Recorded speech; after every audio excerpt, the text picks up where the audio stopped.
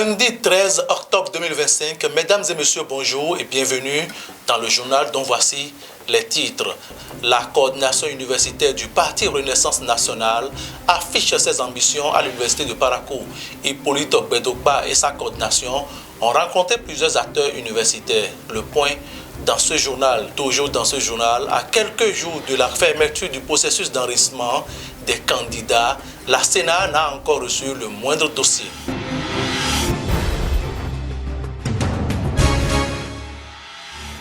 De nouveau, bonjour.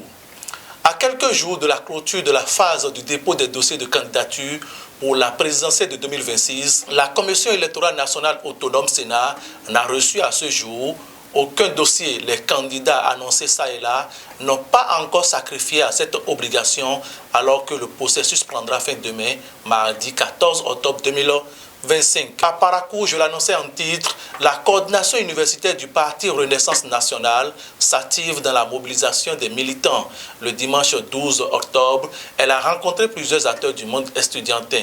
Emilienne Idani et Victoire Kouakire pour le reportage. Juste une semaine après leur installation, la coordination universitaire du Parti Renaissance Nationale est déjà très active.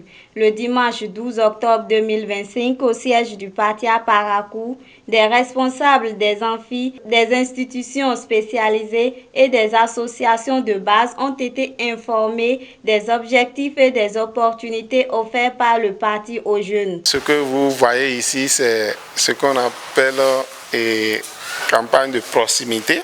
Proximité parce que vous avez les responsables d'amphi, vous avez les présidents d'institutions spécialisées, vous avez les présidents d'associations de base, c'est-à-dire les associations communales qui sont à l'université. Donc, on les a apporté la bonne nouvelle.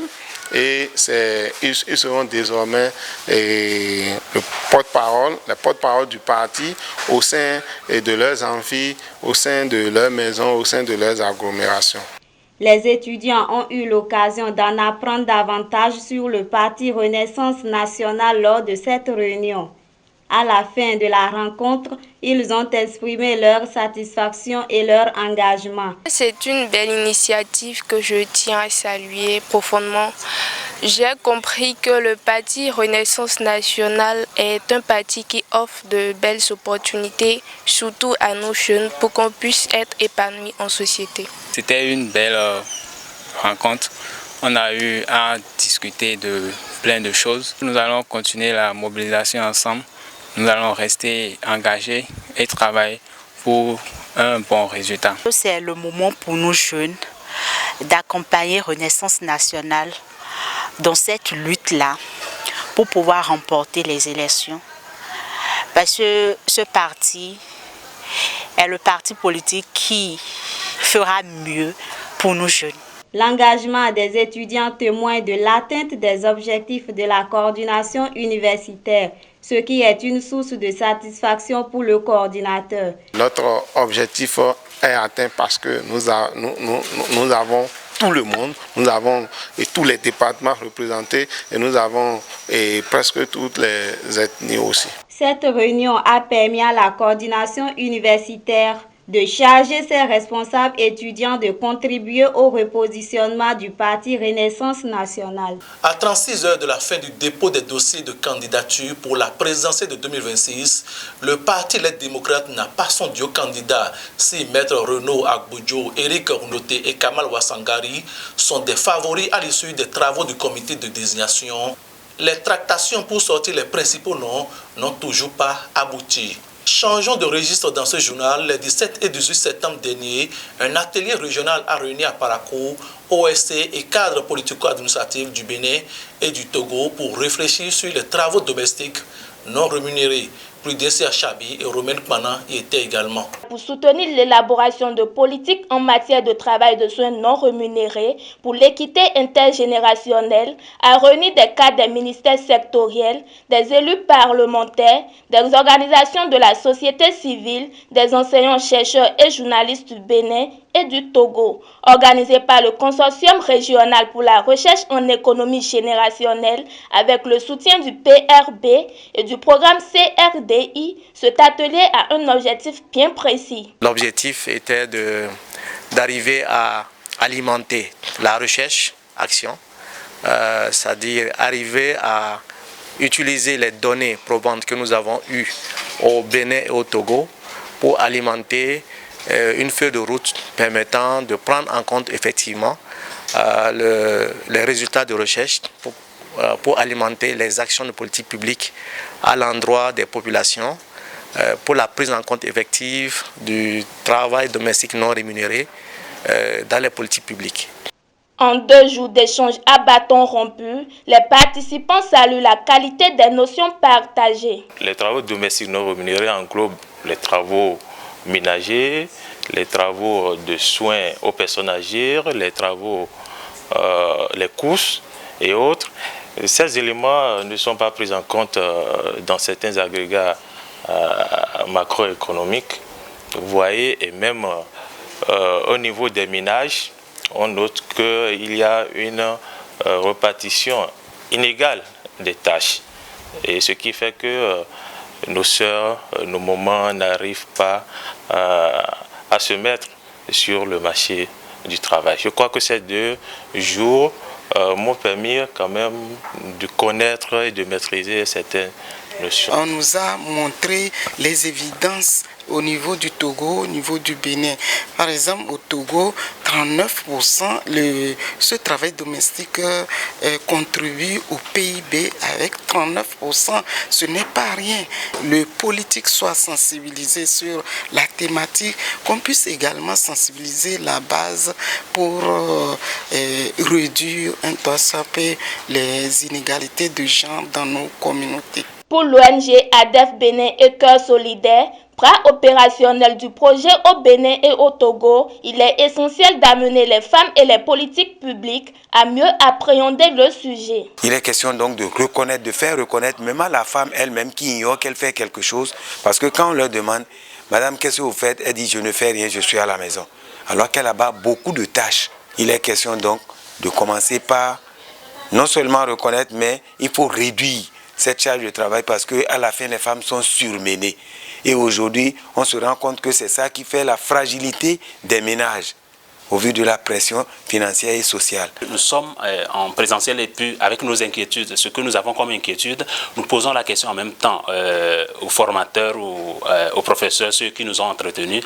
Ça nous a permis vraiment d'approfondir nos connaissances sur cette question et de voir un peu aussi qu'est-ce que nous pouvons faire en tant que société civile, mais aussi, puisque nous sommes venus avec des délégations aussi des ministères sectoriels, le ministère des droits de l'homme et le ministère en charge de la promotion de la femme.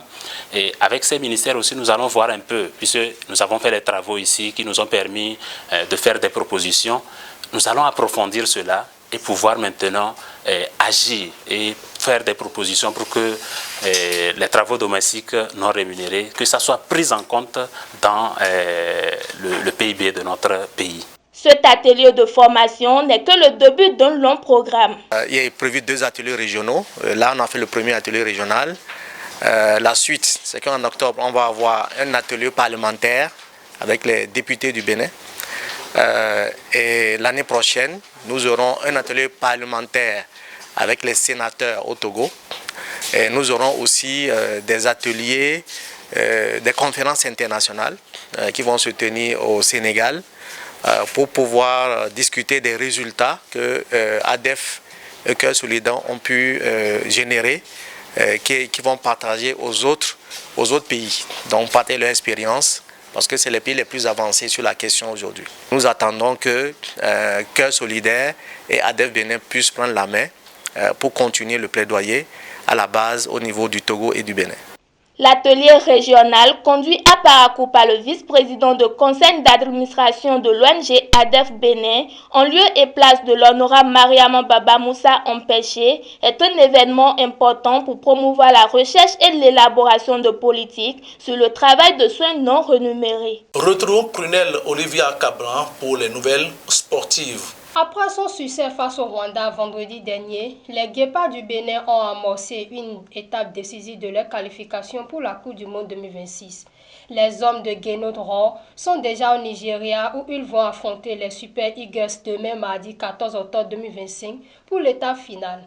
Un résultat positif qualifiera le Bénin pour une première participation à la Coupe du Monde. Au Bénin, le championnat national de la saison 2025-2026 bat son plein. Si la Ligue 1 a joué sa 3e journée le week-end dernier, les clubs de 2e division, quant à eux, ont débuté leur championnat de la plus belle des manières. Au total, 20 buts ont été marqués avec le Real Sport de Saverne qui s'illustre avec 4 buts devant Dynamique Adjougou. Hors du Bénin, Amos Dr Bouyo nous amène à Madagascar, en Côte d'Ivoire et au Cameroun.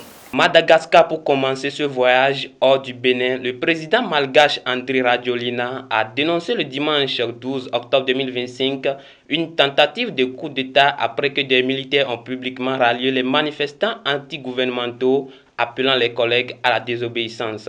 Cette défection militaire marque un tournant dans la crise politique qui secoue Madagascar depuis plusieurs semaines. En Côte d'Ivoire, Ouattara a lancé sa campagne présidentielle samedi à Daloa devant des milliers de militants. Devant ceux-ci, Ouattara promet consolider les acquis et de maintenir la paix et la prospérité du pays. Au Cameroun, Paul Biya est le grand favori de l'élection présidentielle de samedi dernier. À 92 ans et au pouvoir depuis 42 ans, Biya briguera un 8e mandat consécutif. Malgré quelques soulèvements dans la ville de Yaoundé, les élections se sont terminées dans de bonnes conditions et l'institution en charge du décompte dispose jusqu'au 26 octobre 2025 pour proclamer les résultats. Fin de ce journal. Merci de rester fidèle au programme de Du Coin Télévision. Suivez juste après moi The Woman King, un film mettant en avant l'engagement des Amazones béninoises dans la lutte contre la traite négrière. D'ici là, portez-vous bien.